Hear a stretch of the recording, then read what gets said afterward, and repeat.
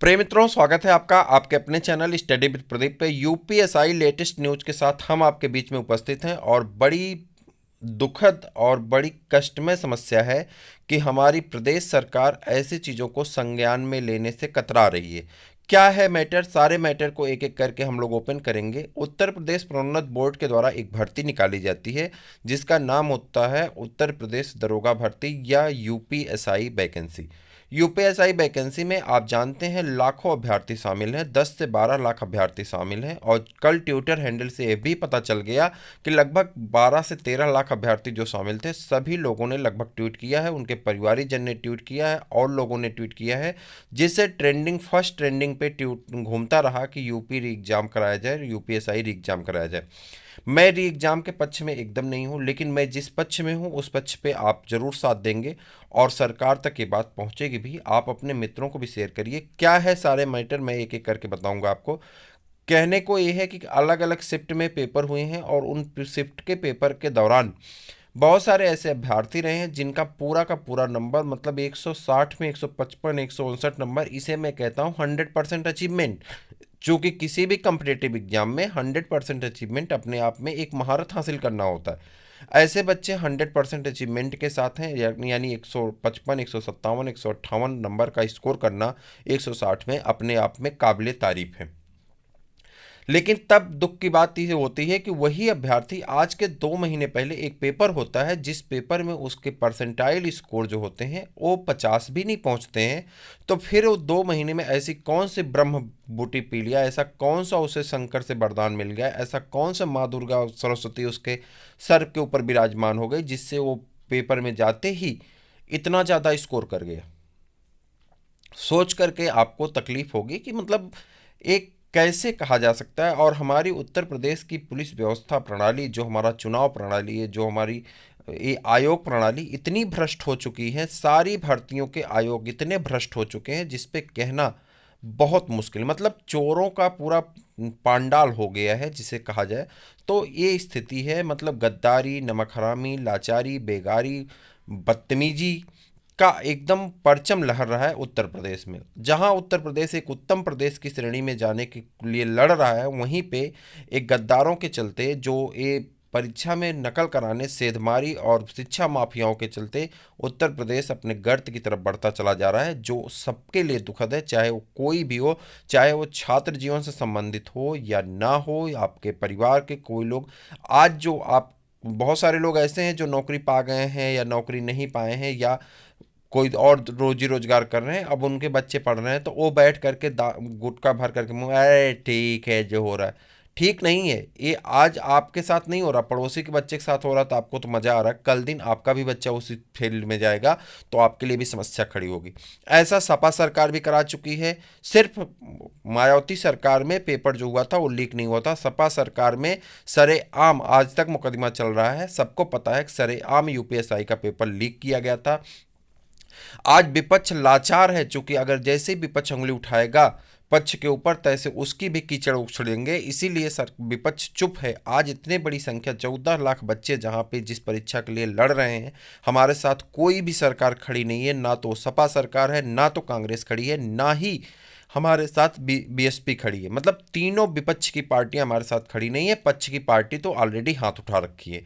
हमारी पुलिस का कहना है कि यूट्यूब वाले इसको भ्रम फैला रहे हैं, तो अगर भ्रम फैला रहे हैं तो रोल नंबर नंबर जो सब कुछ ट्रेंड किया जा रहा है, सारी ट्रेंडिंग में रोल नंबर, नाम, नंबर सब कुछ दिए गए हैं, तो फिर एक क्यों है? अगर ऐसा है तो ये जांच का विषय होना चाहिए। और सबसे बड़ी बात है कि मैं कहता हूँ ठीक है, आपके इतने योग्य अभ्यर्थी हैं, अच्छी बात है, उत्तर प्रदेश में इससे भी योग्य हों, 160 में 160 सही करके आए, मैं तो इन्हें कहता हूँ गोल्ड मेडल दे दीजिए। लेकिन लेकिन लेकिन लेकिन एक मिनट धैर्य रखिए, ठहरिए थोड़ा।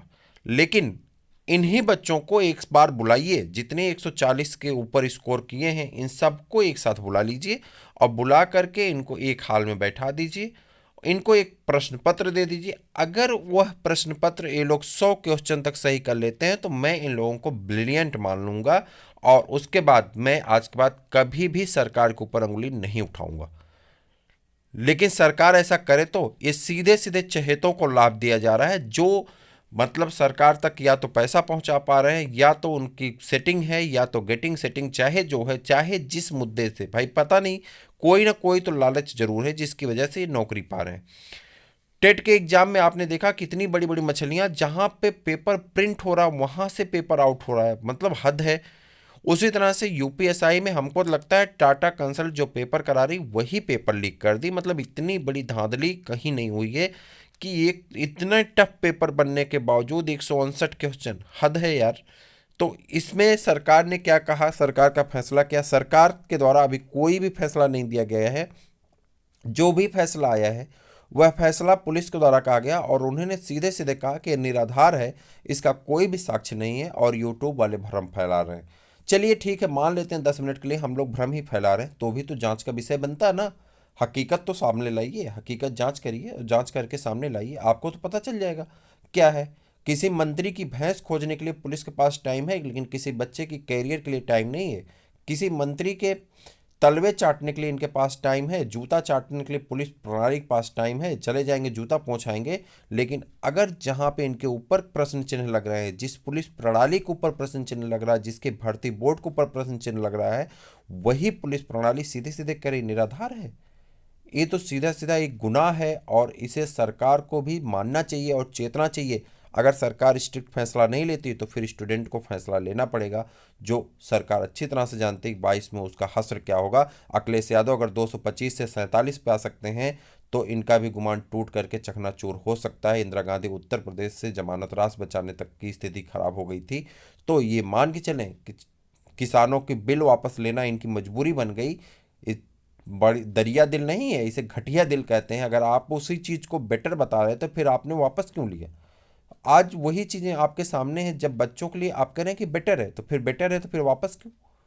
ठीक है, तो नकल तो हुई है, ये 100% साबित है, और क्यों हुई है ये पता नहीं, किसी ना किसी मुद्दे पे तो हुई होगी भाई, कुछ ना कुछ तो है।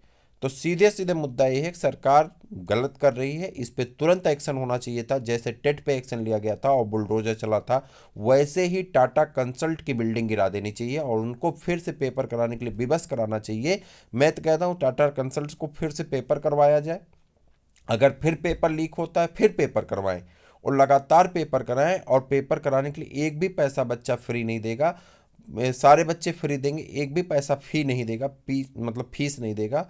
और अगर पेपर निरस्त होता है, अगली बार फिर आउट होता है, चूंकि ये टाटा का 2 चांस हो चुका, तो टाटा के ऊपर जितने बच्चे दिए हैं उनकी फीस वापस करने के साथ साथ कम से कम 10-10 हज़ार रुपये का जुर्माना ठोकना चाहिए, ताकि आइंदा ऐसा कोई भी संस्थान ऐसा ना कर सके। मैं तो लेखपाल वाले में भी, मैं तो यूपीटीटी में भी कह रहा था कि पीएनपी बोर्ड के ऊपर ये होना चाहिए कि हर एक बच्चे को कम से कम 5-5 हज़ार रुपये वापस करें, ताकि ये पता चल सके, उन्हें दंड स्वरूप वापस करना चाहिए। उनकी बिल्डिंग गिरा देने से हमें तसल्ली नहीं है, तब जा करके तसल्ली होगी कि हाँ चलो कम से कम दंड लगा। हर एक बच्चे का अकाउंट नंबर उनके पास है, हर एक बच्चे से फॉर्म भरवाइए, 5-5 हज़ार रुपये उनके अकाउंट में वापस करिए, ताकि ये पता चले कि हाँ ये इसे दंड कहते हैं। और उनकी ज़मीन, उनके घर, उनकी जायदाद कुर्की कर करके वहाँ से उठाइए, और तभी जा करके समझ में आएगा सरकार को। सरकार सिर्फ कह रही, कर नहीं रही है, ये दुख की बात है, और इसे सरकार को एक्शन में लेना पड़ेगा। तो अभी तक सरकार सिर्फ इतना कही है कि ये अफवाह फैलाया जा रहा है यूट्यूबरों के द्वारा। अब आप बताइए ये अफवाह है हकीकत है, मुझे नहीं पता है, लेकिन मुझे इतना ज़रूर पता है कि 160 में 159 स्कोर, 155 स्कोर, 154 स्कोर, 153 स्कोर नहीं हो सकता इतने टफ पेपर में। अगर हो रहा है तो वही बच्चा 2 महीने पहले पेट जैसे एग्ज़ाम में, जिसमें नॉर्मल पेपर था, उसमें 50 परसेंटाइल भी नहीं कर पाया। तो एक दुखद बात है।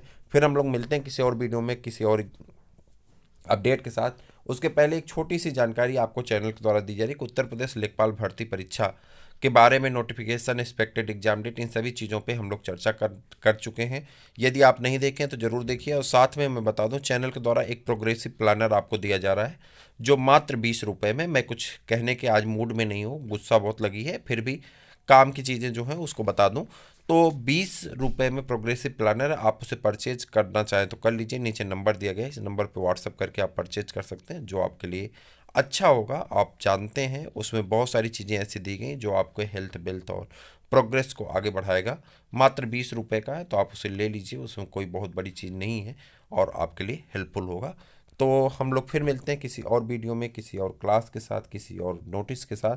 हालांकि ये जो कुछ भी है कुछ कहने की स्थिति नहीं है, फिर भी तब तक के लिए इजाज़त दीजिए। जय।